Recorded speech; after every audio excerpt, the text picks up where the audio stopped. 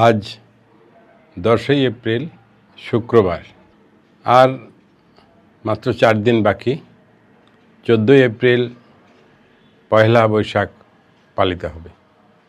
একসময় এই পয়লা বৈশাখের দিন নির্ধারিত হতো পঞ্জিকা দেখে। বিগত সময় আমাদের এক রাষ্ট্রপতি, যার নাম হুসাইন মোহাম্মদ এরশাদ, উনি 14ই এপ্রিল ফিক্সড করে দিয়ে যান যে 14ই এপ্রিলই হবে পয়লা বৈশাখ। তারপর থেকে 14ই এপ্রিলই পয়লা বৈশাখ পালন হয়। তো বাংলাদেশে পয়লা বৈশাখের অনেক সাংস্কৃতিক অনুষ্ঠান সহ পয়লা বৈশাখটি খুব সুন্দরভাবে জাঁকজমকপূর্ণভাবে পালন করা হয়। সারা বাংলাদেশে পয়লা বৈশাখে একটি শোভাযাত্রা হয়, যেই শোভাযাত্রার কেউ নাম দিয়েছে মঙ্গল শোভাযাত্রা, কেউ বলে বৈশাখী শোভাযাত্রা, কেউ বলে পয়লা বৈশাখী শোভাযাত্রা। এটা নিয়ে অনেক বিতর্ক। আমরা জানি যশোরে অন্যতম সাংস্কৃতিক পাদপীঠ চারুপীঠ দীর্ঘদিন ধরে যশোরে কাজ করে চলেছে। এই চারুপীঠে কিন্তু যশোরের প্রথম পয়লা বৈশাখের দিন শোভাযাত্রা শুরু করে। এই শোভাযাত্রা কেন আমি বলছি? এই শোভাযাত্রা মঙ্গল শোভাযাত্রা, এবার নাম হয়েছে বৈশাখী শোভাযাত্রা। বিভিন্ন ধরনের নাম দিয়ে এই শোভাযাত্রাটি পালন হয়।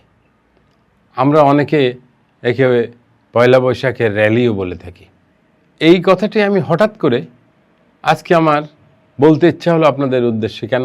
কারণটা হচ্ছে যে একটু আগে মসজিদে গিয়েছিলাম নামাজ পড়তে, শুক্রবারের জুম্মার নামাজ আদায় করতে গিয়েছিলাম। তো জুম্মার নামাজে ইমাম সাহেব যে খুতবা দিচ্ছিলেন, সেই খুতবাটি পুরো পয়লা বৈশাখ জুড়ে। তা আমি শুনছিলাম। আমি পয়লা বৈশাখের খুব সুন্দরভাবে পয়লা বৈশাখের সাথে জড়িত থাকি এবং পয়লা বৈশাখের সমস্ত কাজকর্মের সাথে, কমিটির সাথে আমি ওতপ্রোতভাবে জড়িত। আমি নিজে পয়লা বৈশাখ পালন করি এবং এই আনন্দটা উপভোগ করি। ইমাম সাহেব বললেন যে পয়লা বৈশাখ এইটা হচ্ছে যে বাদশাহ আকবরের সময় যখন যারা দেনাগ্রস্ত ছিল বা খাজনা যারা দিত না, বাকি থাকতো, সেই খাজনা পয়লা বৈশাখের দিন সব খাজনা দেয়া হতো।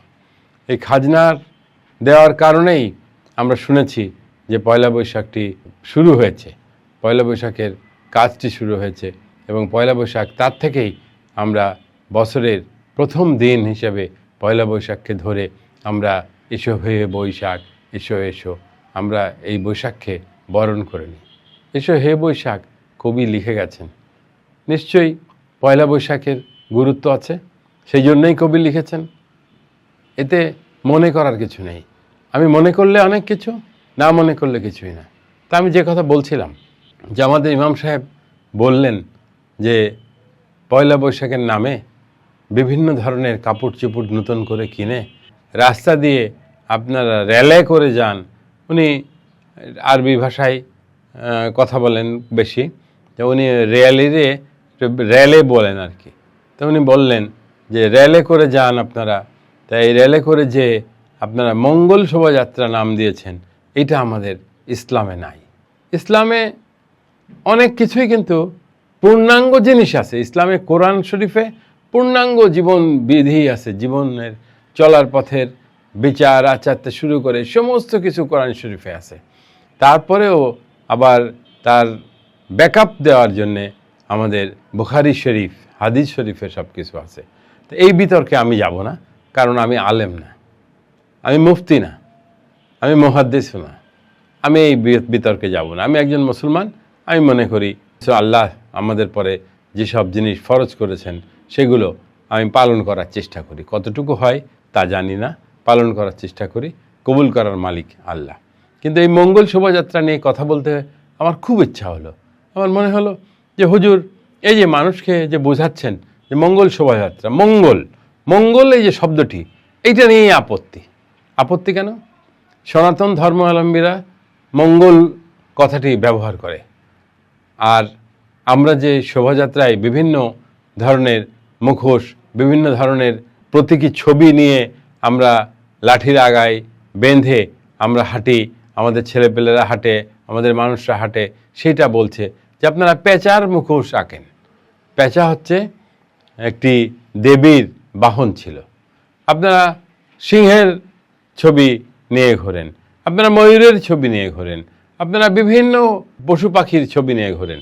এইগুলোতেই হলো আপত্তি। এইগুলোই হচ্ছে যে ধর্ম, আমাদের ইসলাম ধর্ম নাকি এইগুলোকে বেদাত এবং এইগুলোকে মানে না। আমি জানি না, আমি এইটা ইসলাম ধর্মে দেখিনি বা পড়িও নি। হতে পারে ইমাম সাহেবের কথা বেদাত হতে পারে, হারাম হতে পারে বা নাও হতে পারে। তারপরেও আমরা যে শোভাযাত্রাটি করছি, আমাদের বর্তমান সরকার এটি নাম দিয়েছে বৈশাখী শোভাযাত্রা। বৈশাখী শোভাযাত্রাতে কী এমন আহামরি সমস্যা আছে, কী এমন ধর্মীয় সমস্যা হবে যে বৈশাখী শোভাযাত্রা করা যাবে না? বৈশাখী শোভাযাত্রা ধর্ম বর্ণ নির্বিশেষে আমরা সবাই শোভাযাত্রাটি করব। আমরা রঙিন রঙিন পোশাক পরব, আমরা সুন্দর করে আমরা এই শোভাযাত্রাটি পালন করব। তারপরে আমাদের এখানে একটি রেওয়াজ আছে, সমস্ত সাংস্কৃতিক সংগঠনগুলি তার নিজস্ব অফিসে একটি মিষ্টি মুখের ব্যবস্থা করে, কেউ পান্থা ইলিশের ব্যবস্থা করে, বিভিন্ন রকম অনুষ্ঠান করে। এটা কিছুই নয়, এটা হচ্ছে একটি আনন্দ, এটা হচ্ছে একটি দিবসকে পালন করা এবং একটি দিবসকে উল্লেখ করে, একটি দিবসকে সামনে রেখে আমাদের একটু আনন্দে ভাগাভাগি করে নেওয়া। এটা যদি আমরা কেউ দোষের ভাবি তাহলে দোষ, আর আমরা যদি দোষের না ভাবি তাহলে আমাদের মনে হয় না যে এটা কোনো দোষ আছে। ইসলাম এত ছোট না, আর ইসলামের পরিধি এত ছোট না যে সব কিছুতেই ইসলাম মাইন্ড করে। আমার মনে হয় যে ইসলাম এত খাটো জিনিস না, সব জায়গায় ইসলামকে ঢুকিয়ে বিতর্ক আনার কোনো দরকার নেই। আমরা শোভাযাত্রা করব, আমরা শোভাযাত্রায় করার শেষে আমরা যে কোনো একটি জায়গায় যাব, বিভিন্ন সংগঠন যেহেতু খাওয়ারের ব্যবস্থা করেছে, আমরা এক জায়গায় যাব। আমরা তো সবাই বাসায় ভাত খাই, তাই না? সবাই বাসায় এসে নাস্তা করি। সে ওই দিন নাই একটুখানি বিভিন্ন জায়গায় নাস্তা করলাম, সমস্যা কি? কী সমস্যা আমি বুঝলাম না। আমার মনে হলো যে ইমাম সাহেব আপনি বলেছেন, আপনি ইমাম, আপনার পিছনে নামাজ পড়ি, আমি আপনার এই কথায় প্রতিবাদ করিনি। ওখানে প্রতিবাদ করলে অনেক লোক ছিল। আমার পাশে একজন বলছিল যে ভাই দেখেন এই বৈশাখের পিছনে লেগেছে ইমাম সাহেব, মনে লাগুক, ওনার কথা উনি বলুক, আমরা শুনি, ভালোও হতে পারে খারাপও হতে পারে। আমি পরে মনে করেছিলাম যে ইমাম সাহেবকে আসার আগে একটু জানিয়ে যাব যে ইমাম সাহেব এই সমস্ত কথার দরকার কি? আমরা ইসলামিক কথাই বলি, আমাদের এখানে আমরা জুম্মা পড়তে এসেছি, জুম্মার রিলেটেড যে সমস্ত কথাবার্তা সেই সমস্ত কথাবার্তা বলি। সামনে কুরবানি নিয়ে আমরা কথাবার্তা বলি, কুরবানির ফজিলত নিয়ে আমরা কথাবার্তা বলি, কুরবানির গোশ আমরা কাকে দিব সেটা নিয়ে আমরা কথাবার্তা বলি, কারা কুরবানির গোশ প্রাপ্য, কিভাবে কুরবানি হালাল হবে, এই সমস্ত নিয়ে আমরা কথাবার্তা বলি। আমি এটাই চেয়েছিলাম। যাই হোক, ইমাম সাহেবকে মানি, তার সে আমাদের গুরু, উনি ওনার পিছনে নামাজ পড়ি, ইমাম সাহেব বলতেই পারেন। ইমাম সাহেব তার মনে হয়েছে সেই জন্যে মঙ্গল শোভাযাত্রা সম্পর্কে উনি এই কথা বলেছেন, আমরা শুনেছি।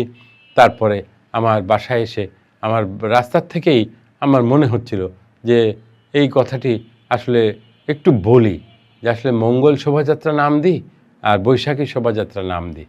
আমি কিন্তু জাহিদ হাসান টুকুন, আমি কিন্তু হিন্দু হয়ে যাচ্ছি না, আমি কিন্তু খ্রিস্টান হয়ে যাচ্ছি না, আমি কিন্তু বৌদ্ধ হয়ে যাচ্ছি না, আমি কিন্তু ইহুদি হয়ে যাচ্ছি না, আমি কিন্তু মুসলমানই থাকছি। আমি তো কোনো অন্যায় কাজ করছি না, আমি একটি শোভাযাত্রায় অংশগ্রহণ করছি আর কোনো না কোনো জায়গায় যে একটু খাচ্ছি।